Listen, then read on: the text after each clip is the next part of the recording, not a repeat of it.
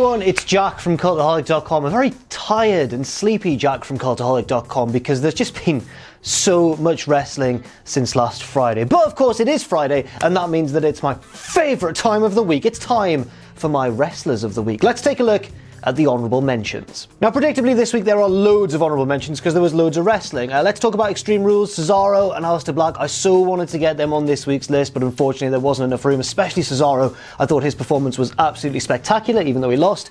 AJ Styles and Ricochet as well had a really good match, and Chad Gable and Jack Gallagher had a really good match on 205 Live in the main event. But again, I couldn't quite justify putting them on with such a variety of strong performances from elsewhere. Also, the crowd were kind of dead for the first half of it, which didn't help. Let's talk about the Evolve show now that aired on the WWE Network. Austin Theory and JD Drake told a very emotional and compelling storyline. Austin Theory is 100% a star of the future. He's 21 years old, the little bastard. Or the big bastard, he's quite a muscular man. Matt Riddle had a great match as well. Adam Cole and Akira Tozawa in the main event too. I also enjoyed the no DQ match, the women's match as well. There's still a few left to go. That was Evolve. Let's continue to move on. A whole host of people from the G1 who didn't quite make it onto the list because otherwise it would just all be G1, but there was predictably a lot of very good performances. Okada, Kenta, Tanahashi, Juice Robinson, Shingo, Goto, Zack Sabre Jr. Zack is losing the plot slowly. The more matches he loses, the more tantrums he throws, and I'm excited to see where it goes. Could it lead to him maybe snapping and turning on Suzuki? I'd love to see Zack versus Suzuki, but I honestly have no idea where this storyline's going. It's quite interesting though. DDT, the promotion where I am a former two-time DDT Ironman Heavy Metalweight champion, in case you hadn't heard. They had their biggest show of the year so far this week. There were two matches I wanted to mention. The main event, Konosuke Takeshita and Tetsuya Endo had a really good match, but it was let down a little bit by the booking, in my opinion. It was a very good match, but the whole crowd, and it seemed like generally the consensus online and in the live crowd was that everyone thought that Endo should win, and he didn't, which to me, sometimes the result can harm the overall quality of the match a little bit. On the other hand, they had an excellent comedy match, one of the best I've ever seen, I think, on the undercard between Asuka, not that Asuka, a different woman, and Akito. So it was an intergender, not hardcore match, light tube match, but it was a singular light tube, and basically whoever broke the light tube lost. So there was a lot of comedy spots involving whipping each other into the light tube or avoiding the light tube. It was really good stuff, and I highly recommend you check it out if you can find it. One last honorable mention as well to Dustin Rhodes on All Elite Wrestling show Fight for the Fallen, just because that main event for me, especially at the end of such a long show, dragged on a little bit. And even though all four guys put in great performances, I felt that Dustin Rhodes deserved an especially big shout out just because his timing and everything's so on point, despite slowing down a little bit, understandably, with age. He was never really about wrestling at a frantic pace, was he? And he's always more about storytelling. And even in a tag team match, he did that to a T. On now to the proper top 10. Number 10 this week is a man who wrestled two matches, one of which was alright, pretty good, and one of which was absolutely excellent. And his name is Drew Gulak. Gulak is of course the current Cruiserweight champion, and he defended his title in a pretty decent match against Tony Nese on the Extreme Rules kickoff show, and it was the right result. He retained the title, which I think was the right call, especially at this early stage of his reign. But, you know, on Wrestlers of the Week, we're a little bit smarkier than that, aren't we? We can do better than that. We can find a better match that he had. To be fair, it wasn't that smarky. It was on the WWE Network, because at Evolve, he wrestled Matt Riddle in an all-catch point match. These two have a long and storied history throughout Evolve, and it was great to see them clash in the middle of the ring. They did have a match on NXT recently as well, but I think this one was even better. One drawback of this match, I will say, and this is true for a couple of other matches on this list that we're going to talk about, is the fact that it had a slightly predictable winner. So yes, Drew Gulak is the Cruiserweight champion, but Matt Riddle is a huge rising star in NXT. And I think in WWE's mind, and to be fair, mine as well, NXT quite a lot outranks 205 Live in terms of importance. But yeah, Gulak and Riddle have such a good chemistry. They did some amateur wrestling stuff, some stiff strikes, some suplexes, everything you really want to see in a great competitive match. And I think on balance, it was probably the best match of that Evolve show, which is a bit sad for Evolve considering they're two WWE guys now, but at least they're both former Evolve dudes, and at least the crowd got really into it, I suppose. Swings and roundabouts. Next up, let's go over to the G1 Climax and talk about number 9 this week, Jeff Cobb. Jeff Cobb is in the B block and had what was described as one of the best matches of his entire career this week by Dave Meltzer, and I think I'm inclined to agree against Tomohiro Ishii. It was such a good match. All you need to do if you haven't seen it is to picture in your mind what a Cobb versus Ishii match would be like, and it was like that. It was two very large men shouldering each other, forearming each other, throwing each other around, and being really tough about it as well. Lots of warrior spirit on display, which is always nice to see. I think it's difficult because there's quite a few candidates already, but I think in my mind this might be my favourite match of the G1 so far in 2019. Cobb did lose, which is sad for him, but I think even in defeat, he elevated his stock with such a wonderful match against the Stone Pitbull. It wasn't his only G1 match this week. He also wrestled against Jon Moxley. That match wasn't quite as good, and in a way you could even argue that Cobb was slightly fed to Moxley, as I think all of his G1 opponents so far have been. But at the same time, I have really few complaints, because when you've got a match of that quality, like the one against Ishi, the one against Moxley doesn't really harm Cobb that much. Also, I'm not trying to make it sound like it was a bad match or anything. It's just that in the G1, when a weaker match is surrounded by so many really strong ones, there's such a high bar set. And even though a match can appear to be quite disappointing in a vacuum, I don't know if it necessarily would be. So yes, maybe if that match hadn't happened, it wouldn't have diluted Cobb's performance this week, and he might have gone a little bit higher. But at the same time, he did really well in that match. Check out that match against Ishi, is what I'm saying. Now let's spring over the Pacific Ocean to North America from Japan. I know my geography, I know the map ends there, but the ocean continues to bend around, lads. It's just what happens. Bloody hell. To Fight for the Fallen, AEW's third event and the home of number 8 on this list, or the home for now of number 8 on this list, Shima. Admittedly, I don't know too much about Dragon Gate. I know that Shima is a Dragon Gate legend, one of the key figures in the history of Dragon Gate, and I know that now he is involved with OWE, the Chinese promotion that have been making waves in the global wrestling scene. And now he's taken his talents to All Elite Wrestling, so I think he's still connected with OWE, but does a bit of AEW as well. And he put on, I think, my favourite match of the night. Anyone unfamiliar with Shima learned 3 things about him during this performance. 1, he loves a meteora. He's like a bloody male Sasha Banks with all them meteoras flying around. Number 2, he loves wrestling high intensity, fast-paced matches despite being 41 years of age. And number 3, he bloody loves some Wrestlers of the Week points. Yes, those are the 3 things that everyone took away from that match, I have no doubt. He also pulled off for me what was one of the spots of the night at Fight for the Fallen, that sort of bleacher-assisted Meteora onto Omega on the timekeeper's table. He jumped off the first level of the crowd onto the knees first, though. And even though Omega took the brunt of it, I wouldn't be dropping myself from a great height, especially not knees first. That's crazy. So well done to Shima for controlling his descent and not injuring himself or his opponent. And well done for just putting on a really good performance top to bottom.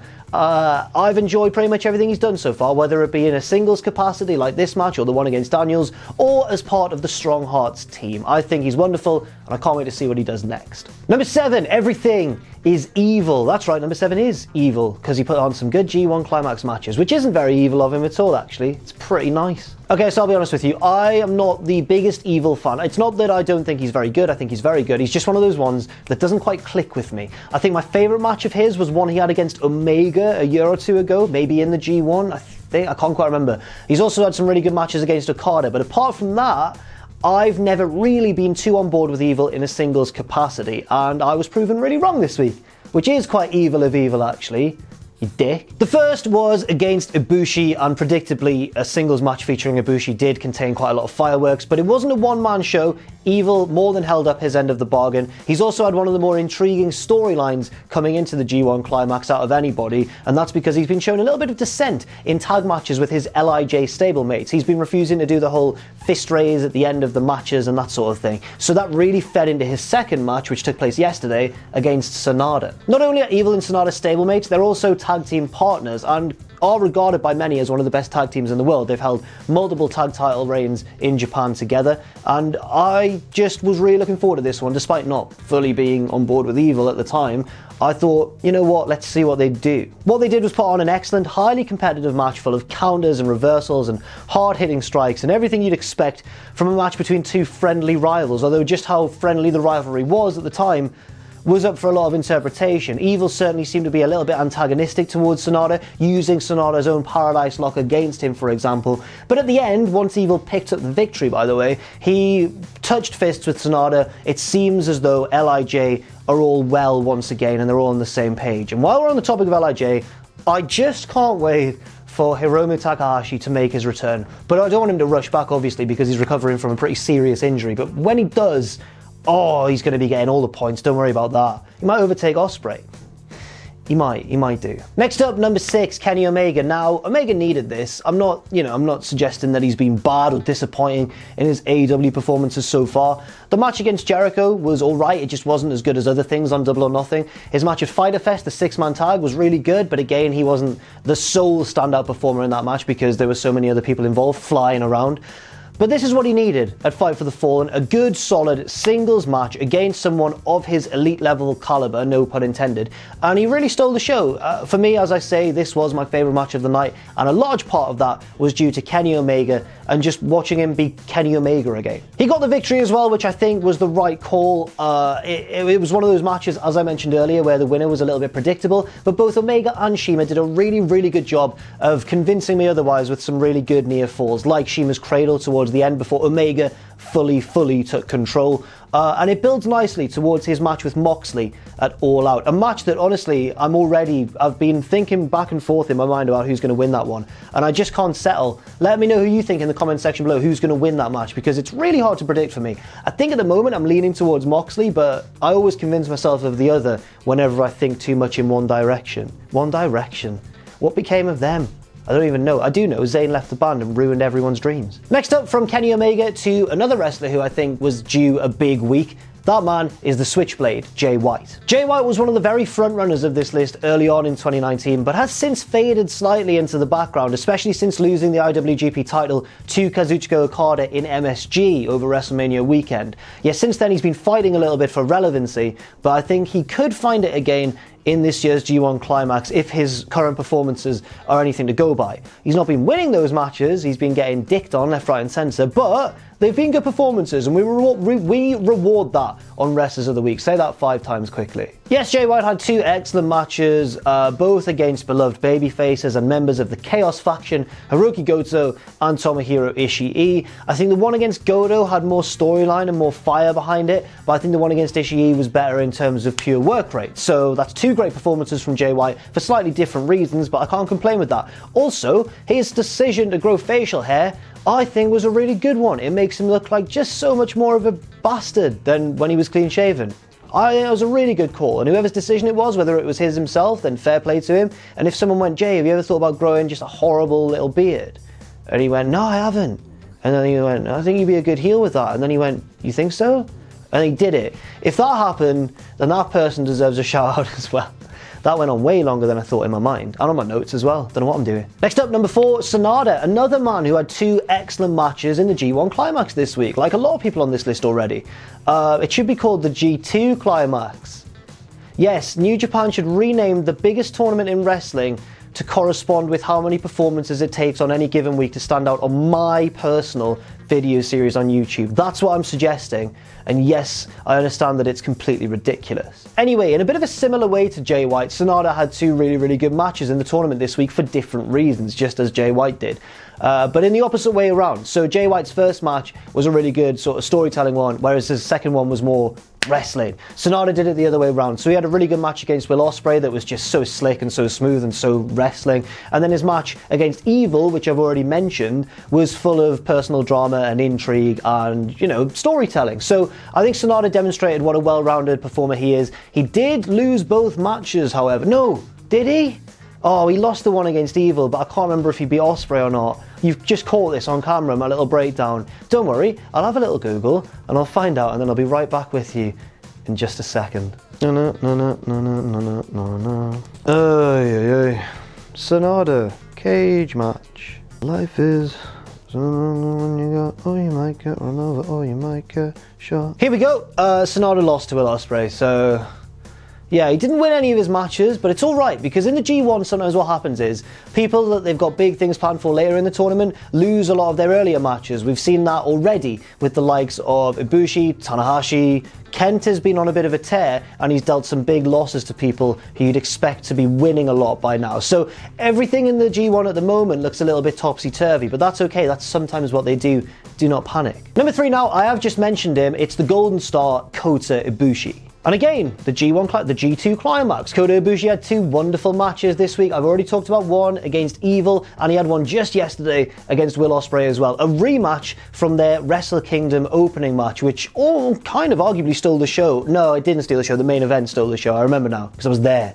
But the opening match was one of the better ones that night, and, you know, they've carried that on. Their second match, their rematch in the G1 just yesterday, was also excellent. It harkened back in a way to that Wrestle Kingdom match with both men, you know, one in the Tree of Woe, the other one stood in front of them slapping at each other, but this time the positions were reversed, which was quite telling. The reason this was so telling is because it was Ibushi this time who picked up the big victory. In fact, he really seemed to have done his homework on Osprey, both men targeting each other's injured body parts, but also Ibushi knew when to hit Osprey with an elbow of his own when Osprey was going for his hidden blade elbow. That was really, really cool to see.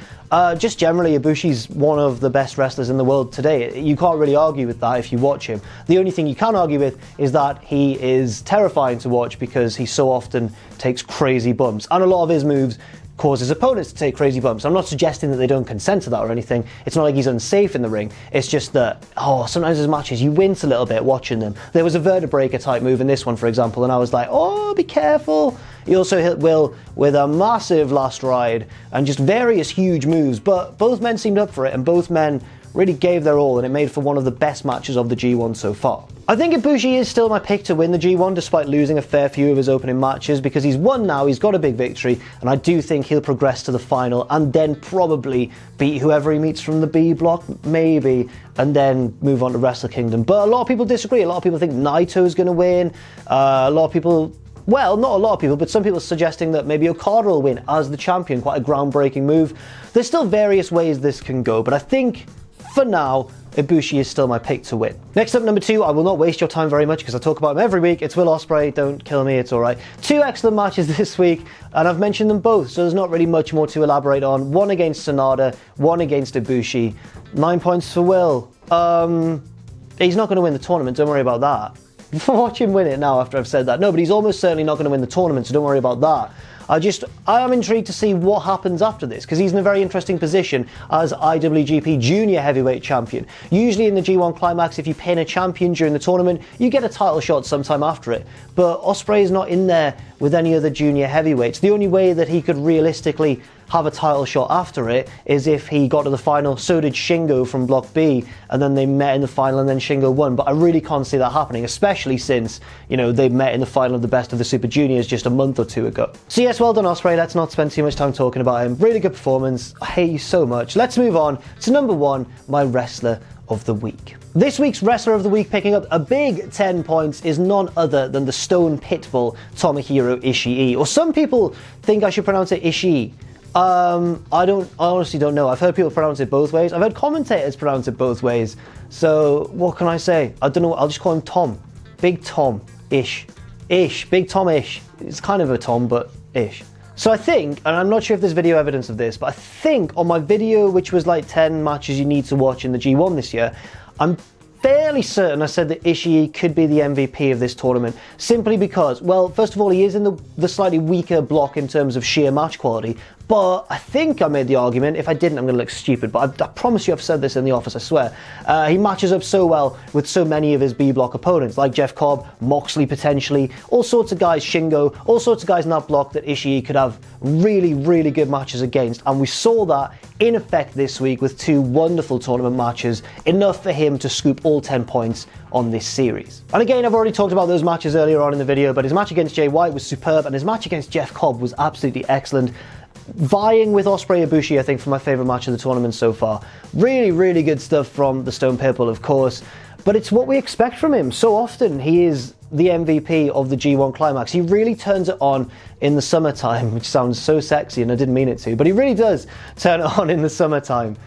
Oh God, nothing could... If you saw that man with that slogan next to him on a screen, Tomohiro Ishii, there he is, turns it on in the summertime. That's lovely, that. He does, though. He has really, really good matches. I can't wait to see his match against Moxley, which I think takes place today at the time of recording. We've probably already seen it now, so if you heard a scream from somewhere, that was probably me all the way from Newcastle watching that match. I hope it's really good. I hope I haven't jinxed it, and yeah, hopefully it's all going to be fine. So well done, Tomohiro Ishii, or Ishi, I don't know which way you want me to say it. You are my wrestler of the week. Sam will be really pleased because he loves him. In fact, everyone loves a bit of Big Tom. Every single person does. He's certainly the most popular Tom in this office, Mr. Campbell. Now, without any further ado, let's take a look at the league table. So yes, Osprey has nudged himself even further ahead, blah blah blah, but the bigger news is that we have a new person in second place in the form of Kotabushi. But Johnny Gargano has that 3 stages of hell kind of match, a takeover looming ahead.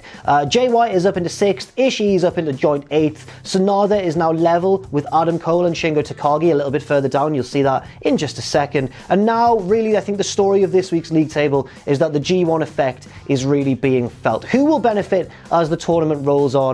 I guess time will tell. Thanks very much for watching, and let us know what you think in the comments section down below. You can follow Cultaholic on Twitter at Cultaholic and on Facebook at facebook.com/Cultaholic. If you enjoy what we do, then please do check out our Patreon, patreon.com/Cultaholic, where you can pledge. And don't forget, of course, most importantly of all, to hit subscribe and to join us.